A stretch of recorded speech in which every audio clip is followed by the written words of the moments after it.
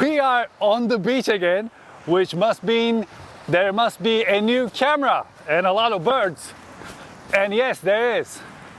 This is Sony A7 IV. After 3 years of waiting, it is finally here. It is a 33 megapixel full frame back illuminated CMOS sensor beast with the Bionic XR image processor that we know and love from A1 and A7S III. It can shoot videos up to 4K 60 frames per second in 4:2 10-bit all intra. If you want to take photos, it can take 10 frames per second photos with auto exposure and autofocus. And it has the buffer size of 828 uncompressed RAW plus JPEG. It also has a flip out screen. But wait, there's more. Roll the beauty shots. And here it is, Sony A7 IV. Just like A1 and A7S III, it has S-Log, HLG and S-Cinetone picture profiles, 759 phase, 425 contrast autofocus points. But unlike A1 and A7S III, A7 IV has real-time human, animal and bird eye tracking for videos. It takes two SD-UHS-2 memory cards and the top slot also accepts CF Express Type A. It has a brand new dial to switch between photo, video and S&Q while keeping the preferring shooting mode. Just like A1, it has variable shutter, which is a must if you're filming flickering stuff. It also has brand new features such as focus map to see what's in focus area, focus breathing compensation to fix your frame. And with a simple cable, it can turn into a webcam. So I guess the question is this $2,500 monster any good?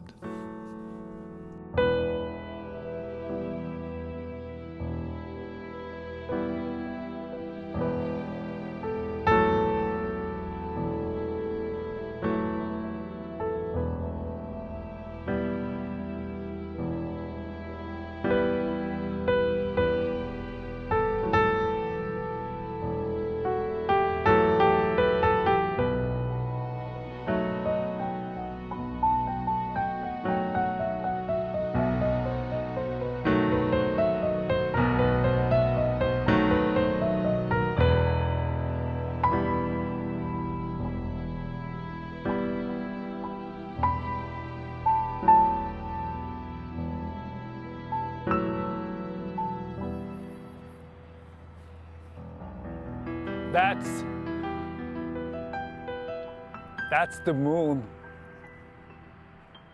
I've never seen moon like this here in Venice Beach. What a beautiful morning. I think the tagline for this camera should be one camera for all. Just think about it. 4K 60 frames per second 4:2 10-bit all intra video and 15 plus stop dynamic range if you shoot in S-Log 3 and Aps-C Crop when you need it, the Super 35 mode that I love and use a lot when I'm doing the beauty shots. It basically gives you a second focal length without changing the lens and without losing quality. We were going to talk about that a little later under the pier. And then 33 megapixel photos, which means I can use this camera, shoot my talking head, shoot my beauty shots, shoot my thumbnail, and on the thumbnail I can zoom in as much as I need. I can make the adjustments, the crops I need, and it's gonna work perfectly.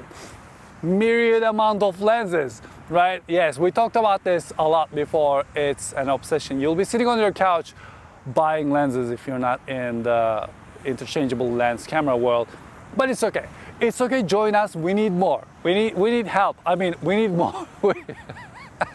And then, let's say it's time for a meeting online. Boom, you plug this in and it turns into a webcam and suddenly you have the best looking footage without all those funny effects, background blur effects and stuff like that. It's brilliant. All right, let's talk about video. Up to 4K 30 frames per second, this camera can shoot in full frame, full pixel readout, no pixel binning, 7K oversampled footage. When you switch to 4K 60 frames per second, there's the Super 35 or Aps-C Crop, which is still full pixel readout, no pixel binning, and it is oversampled from 4.6K. What that means is when you switch to 4K 60 frames per second, the framing is going to be a little tighter. Let me show it to you. Let me mark this place here. This is full frame, and now let's switch to Aps-C Crop. And this is Aps-C Crop. As I mentioned before, this is something I use a lot during my beauty shots if I want to get closer to the subject without changing the lens, because usually on my slider or on my jib or on my gimbal, these cameras are balanced and I don't want to balance it again, so I simply use this Aps-C Crop Super 35 mode a lot. Of course, one thing, by the way, we're shooting with A7 IV right now, and I don't think there's any difference compared to my regular video. One thing I really like about this camera is the variable shutter. And if you don't know what variable shutter is, basically what you can do is you can adjust the shutter speed with smaller increments, so you can get rid of flicker, for example, on a screen of a phone. So while you're filming a phone, instead of a flickering screen, you're gonna have a nicer looking footage. Or your lights may be flickering. This one flickers a lot, and it has been tough to, you know, tame it, but with variable shutter you can get rid of it easily. By the way, in 1080p it can shoot up to 120 frames per second with audio, so you can talk and suddenly do really cool stuff like this.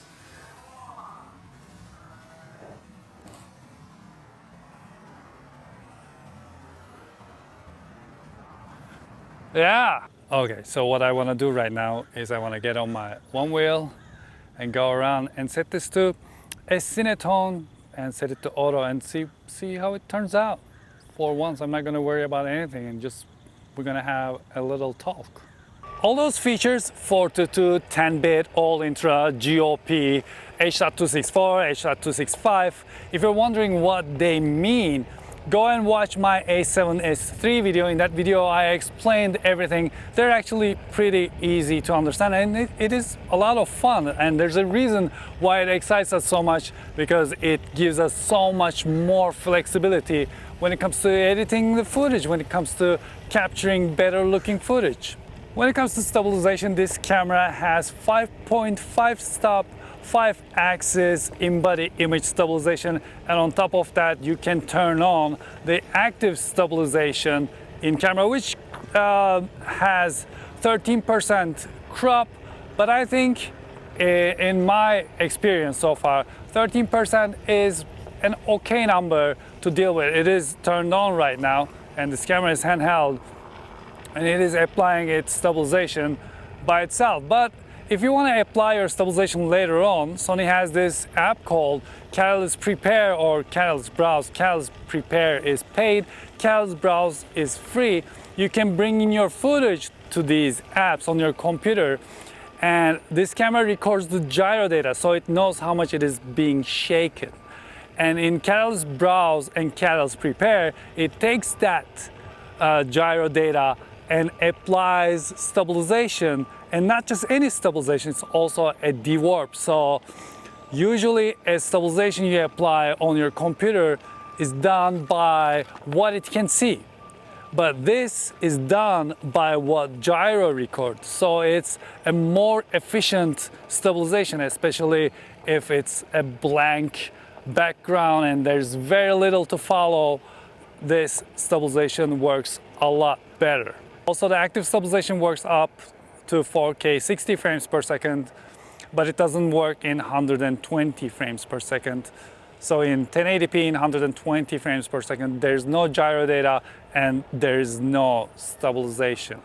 By the way, being able to apply the stabilization later on is a great feature, because sometimes you don't want that much crop. Sometimes you just want a little stabilization, and sometimes you may want a lot more stabilization. For example, when you shoot in 4K and if, let's say you're exporting in 1080p, you may apply a lot more stabilization and achieve a gimbal-like looking footage. It's really clever. When it comes to battery life and overheating, Sony says A7 IV can shoot up to 4K 60 frames per second more than an hour. Well, you know how companies, they play around with numbers like that to make it sound a certain way. I did my own tests and I found out that that's actually not even close. It's not true. In my test, I was able to record for 2 hours and 20 minutes in 4K 60 frames per second, 422 10-bit. And the only reason it stopped recording is because the camera ran out of battery and I didn't even see the orange sign of overheat. When it comes to autofocus, this thing has human, animal, and bird eye autofocus in video. So that's new and that works like a charm. I shot this hummingbird and the footage looked fantastic and the eye autofocus was locked on the bird the entire time the bird was there. So it works really well. I was wondering why animal and bird was a different setting, but I'm guessing there must be something with the algorithm. But yeah, it works. It works great. Okay, to end the filters off, I set F to 22 so I can show you this. This camera has a feature called focus breathing compensation and it's the first time I've seen it in a Sony camera. What that does is, as it's keeping its focus on me and as I'm walking towards the camera, the framing is not changing. This is something that high-end cinema lenses can do. And now this camera can do it as well using clear image zoom. So if it's a lens, it knows. If it's a lens that is in its database, it can perform this. And it is actually really nice to have a fixed frame while you're walking towards the camera. Let me show you the difference. Okay, so this is without focus breathing compensation. As you can see, as I'm changing the focus, for example, take a look at that. See how it's moving? Now the breathing compensation is turned on, and as I'm changing focus, everything is staying in the same place. The frame is staying the way it is. We also have a feature called Focus Map, and what Focus Map does is it displays this thing on the screen and it shows you what's in focus, what's in front of the depth of field and what's behind the depth of field, and it lets you adjust your f-stop to have things in focus you like to have. It's a great feature and it's really easy to understand. When you turn it on, it is really easy to know what's in focus because it becomes more clear and what's in front of the focus and what's behind the focus. I like this feature a lot, and I hope the focus breathing compensation and the focus map are features that are gonna come to A1 and A7 S III, right? Right? I mean, right? And as you can see, this is how the focus map works. This is actually fantastic. You can see what's in focus, what's in front of focus, and what's behind focus. And you can see that a very little area is in focus. When my hand is forward, it's out of focus. It's a little in focus over here. And now we're both in focus. So if I'm to hold something with this shallow depth of field and make sure it's in focus, I can use this and have this thing in focus instead of holding it like this, like, oh, did you guys see this remote? It's a real nice remote. You won't be seeing it, but if I hold it here, I know it's in focus and I can talk about it. It's a very useful feature. I like this a lot. All right, now let's take a look at the USB stream feature. I'm recording the screen of this camera. Also, I'm recording my laptop. So what we're gonna do is we're gonna connect our USB cable. And as you can see, it is asking me to pick, so I'm picking USB streaming. And as soon as I do that, as you can see, my picture is here. And the microphone, we can use the microphone on top of this camera. This is where we change the USB streaming resolution. Goes up to 4K 15. And I think the best is 1080p 60 frames per second. Of course, you can also select movie recording while streaming. So you will have the recording of your session on your camera. Needless to say, of course, it takes really good photos, and I was able to take a photo of the moon and it just looks fantastic. I dropped it into Lightroom. Right now I cannot use the raw file, so I worked on the JPEG a little bit and I enhanced it in Lightroom, and I think it looks gorgeous. There's a bit of a rolling shutter, but not sure if it's a deal breaker. When it comes to ergonomics, this camera is really good. It just sits in your hand. The grip is real nice. I didn't wish I brought a strap or anything. It was really easy to carry. It doesn't make you tired or anything. And the buttons are real nice. I especially enjoy switching between slow and quick photo and video modes while keeping the modes same. For example, I can keep it in the manual or shutter priority or aperture priority and switch between modes. That's real nice. And the other buttons feel really nice as well. Also, the record button is right behind the shutter button. Now we're going to perform a new and super scientific test, and that is the tunnel test. And what we're gonna do is I set the camera to auto in every setting we have, and then I'm gonna ride through the tunnel, and we're gonna see how it's gonna keep it up with my face. So let's go. Right now I'm under the direct sunlight and we're about to enter the tunnel. Let's see what's gonna happen. And here we are. How are we doing? Oh wait. Oh wow. Oh wow, looks like daylight on the screen. All right, looking great. Looking great. Now we're gonna come out back into the sun. Boom. Fantastic.